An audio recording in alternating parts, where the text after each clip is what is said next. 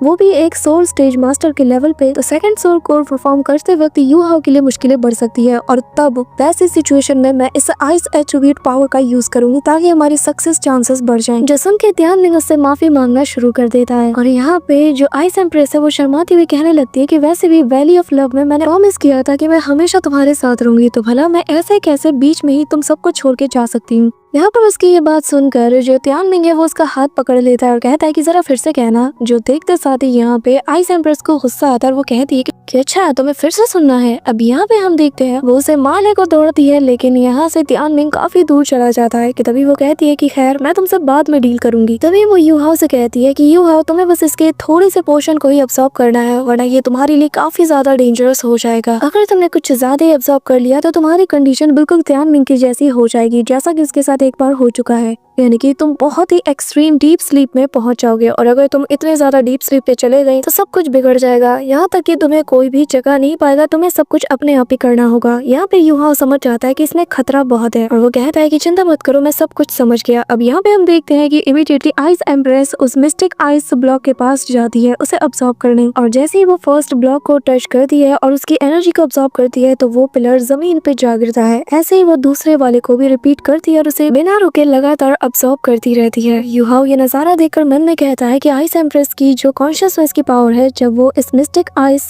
Power के साथ combine होती है तो ये पावर उसे कम्प्लीटली ट्रांसफॉर्म कर रहा है, और वो भी एक नए लाइफ फॉर्म में, और वो भी एक आइस एट्रीब्यूट वाली बॉडी के अंदर ही। ये सब कुछ ये प्रोसेस इसी के अंदर हो रहा है। इसी के साथ हम देखते हैं कि ये प्रोसेस चलता रहता है और वो टोटल 9 ब्लॉक्स को यहाँ पे अब्सॉर्ब कर लेती है। और फिर यू हाओ कहता है कि तुमने तो 9 अकेले ही अब्सॉर्ब कर लिया, जिसपे वो कहती है कि हाँ और इससे ज्यादा करना मेरे लिए भी लिए रिस्की है। अब यहाँ पे वो कहती है कि तियानमिंग अब तुम्हारी बारी है और हम देखते हैं कि तियानमिंग जाता है और वो ऐसे करते करते इस प्रोसेस को शुरू करता है और धीरे धीरे करके ये टोटल 3 आइस ब्लॉक्स को ऑब्जॉर्व कर पाता है और ये वापस से अपने उसी कैटरपिलर वाले फॉर्म में आ जाता है और अपने पेट को सहलाते हुए कहता है कि मेरा पेट तो फुल हो गया। इसी के साथ बारी थी स्नो क्वीन और स्टार एनीज ग्रास की। अब यहाँ पे स्टार एनीज ग्रास जाता है और बहुत ही क्यूट वे में सीधा इस आइस ब्लॉक से लिपट जाता है। यहाँ वहाँ लिपटने के बाद वो काफी देर लगाता है और जैसे तैसे करके इस आइस ब्लॉक को फिनिश करता है। इसी के साथ अब बारी थी जो स्नो क्वीन है उसकी और वो जैसे इसे टच करती है तो सेकंड्स में इसे अब्सॉर्ब कर जाती है और आधे से ज्यादा ब्लॉक को ये अब्सॉर्ब कर चुकी थी, जो देखकर यू हाओ भी कहता है कि इसकी स्पीड तो आइस एम्प्रेस से भी कई गुना ज्यादा है। और यू हाओ हैरान था कि जो स्टार एनीज ग्रास है ये इतना छोटा है लेकिन इसने फिर भी 6 ब्लॉक्स को अब्सॉर्ब किया था और जो स्नो क्वीन है इसने 13 ब्लॉक्स को अब्सॉर्ब किया था। लेकिन यहाँ पे हम देखते हैं कि ये जो स्नो क्वीन है ये नहीं रुकती, ये अब्सॉर्ब करती जाती है कि तभी इसके बॉडी के अंदर इतना ज्यादा एनर्जी स्टोर हो जाता है कि इसकी पुरानी मेमोरीज रिकवर हो जाती है, जिस वजह से अचानक से यहाँ पर एक बहुत बड़ा एक्सप्लोजन होता है जो कि इसकी मेमोरी का होता है और उसकी बॉडी पूरी तरीके से ट्रांसफॉर्म हो जाती है। वो अपने पुराने फॉर्म में आ जाती है जिसे देख तो साथ ही यू हाओ, आइस एम्प्रेस सभी हैरान थे। और यहाँ पे जो स्नो एम्प्रेस होती है वो जैसे ही उसे देखती है तो वो कहने लगती है कि क्या बात है, तुमने तो अपनी मेमोरी को रिकवर कर लिया है। अब यहाँ पर जो स्नो क्वीन होती है वो सीधा यू हाओ के पास जाकर उसका शुक्रिया अदा करती है और कहती है कि इतने सालों तक मेरा ख्याल रखने के लिए शुक्रिया, जिस पे यू हाओ कहता है कि नहीं, इसकी कोई जरूरत नहीं। कि तभी वो कहती है कि जब मैं दोबारा रिबॉर्न हुई तो मैं किसी बच्चे की तरह थी, इसीलिए तुम बिल्कुल मेरे फादर जैसे हो और मैं वादा करती हूँ कि मैं तुम्हारा साथ कभी नहीं छोड़ूंगी। मैं तुम्हारे साथ सोल मास्टर का जो हाईएस्ट रियलम है उसे भी चैलेंज करूंगी। अगर तुम हार भी जाते हो तो मैं तब भी तुम्हारा साथ नहीं छोड़ूंगी, यहाँ तक कि मेरी आखिरी सांस तक मैं तुम्हारे साथ रहूंगी। यहाँ पर उसकी ये बात सुनकर स्नो एम्प्रेस भी हैरान थी। कि तभी वो स्नो एम्प्रेस से कहती है कि बिंग बिंग तुम्हारा शुक्रिया, जिसके बाद वो यहाँ से कहती है कि तुम बिल्कुल मेरे फादर जैसे हो, इसलिए मैं आज से तुम्हें डैड कहूंगी। और कहती है कि जब तुम 8 रिंग लेवल पे पहुंच जाओ तो मैं चाहती हूँ कि तुम एक्सट्रीम नॉर्थ की तरफ जाओ, वहाँ पर तुम्हारे लिए एक बहुत ही सूटेबल प्लेस है जहाँ पर जाके तुम ब्रेक थ्रू कर सकते हो। इसी के साथ वो यहाँ पर अपने पावर का यूज करके यू हाओ के मंदिर मौजूद उस रिवर्स स्केल के जरिए से दीथियान से कांटेक्ट बनाती है और कहती है कि दीथिया तुम होगे बीस्ट गॉड, अदर बीस्ट तुमसे डरते होंगे लेकिन मैं तुमसे नहीं डरती। यहाँ पर उसके डोमिनेटिंग ऑरा को देखते साथ ही जो यू हाओ वो कहने लगता है कि वाकई में ये स्नो क्वीन ही है जो कि एक क्वीन की तरह डोमिनेट कर रही है। So that's it for today guys. I hope कि तुम सबको आज की वीडियो काफी ज्यादा पसंद आई होगी। अगर हाँ तो वीडियो को लाइक करना, चैनल पे नए हो तो सब्सक्राइब करना। तो मिलते हैं नेक्स्ट वीडियो में, तब तक के लिए बाय।